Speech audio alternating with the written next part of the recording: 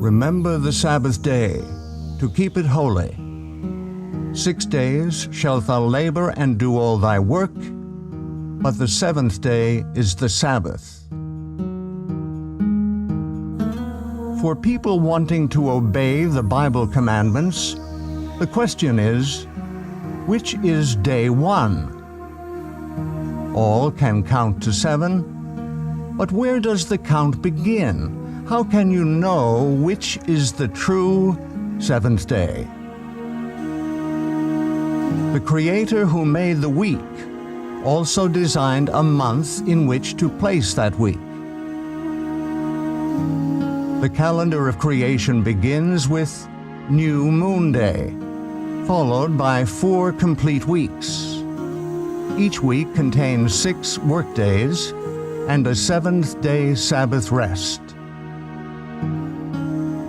In the beginning, the Creator designed the movement of the sun and the moon to measure time. Let there be lights in the firmament of the heaven to divide the day from the night, and let them be for signs, and for seasons, religious gatherings, and for days and years. 2 great lights were set in the firmament of the heaven, to rule over the day and over the night. Time can be measured only by movement. The movement of the sun measures a day. In 365¼ days, the sun and the earth return to the same relative position. This is 1 solar year. The moon's 29½ day rotation measures a lunation, which is the basis of the month. 12⅓ lunations are the same length as a solar year. There are 3 basic calendar formats using the movements of the sun and the moon. 1 solar, 2 lunar, 3 lunisolar. Number 1. Solar, the measurement of the movement of Earth and Sun. Solar calendars use the sun for measuring the length of the year only. Months of arbitrary length have no link to nature. On the Gregorian solar calendar, weeks cycle continuously.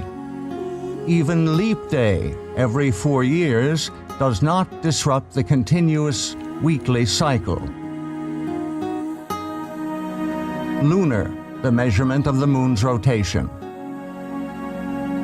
Lunar calendars are based strictly on the cycles of the moon. Months, which begin the first dawn after conjunction, cycle continuously without adjustment to the solar year. Because 12 lunations are 11 days shorter than a solar year, lunar months float through the seasons. Lunisolar, lunar months anchored to the solar year. The sun and the moon functioning together make a lunisolar calendar. Lunations are adjusted to the longer solar year by adding a 13th month 7 times in 19 years. The weekly cycle restarts with every new moon. Each lunation has 4 complete weeks. The calendar established at creation is lunisolar. It is the most accurate and precise of all timekeeping systems. In Scripture, each lunation starts with the celebration of a special day of worship, New Moon Day. New Moon Day starts with the first dawn after the astronomical new moon, also known as the conjunction. 6 workdays follow, and then a 7th-day Sabbath on the 8th of the month. 3 more weeks follow, ending on the 29th. Through measurement and calculation in the days leading up to the 29th, the time of conjunction is revealed so one can determine if the month has 29 or 30 days. No month ever has more than 30 days. The true lunisolar calendar is very user-friendly. Days of the week always fall on the same dates of the month. Every time a seventh-day Sabbath in Scripture is assigned a date, it always falls on the 8th, 15th, 22nd, and 29th days of the month. Scripture states that the moon was created specifically to measure times for worship. He created the moon for seasons, that is, worship times. Creation week ended with the Sabbath day's rest. Exodus 31 states that the Sabbath is to be kept throughout all generations.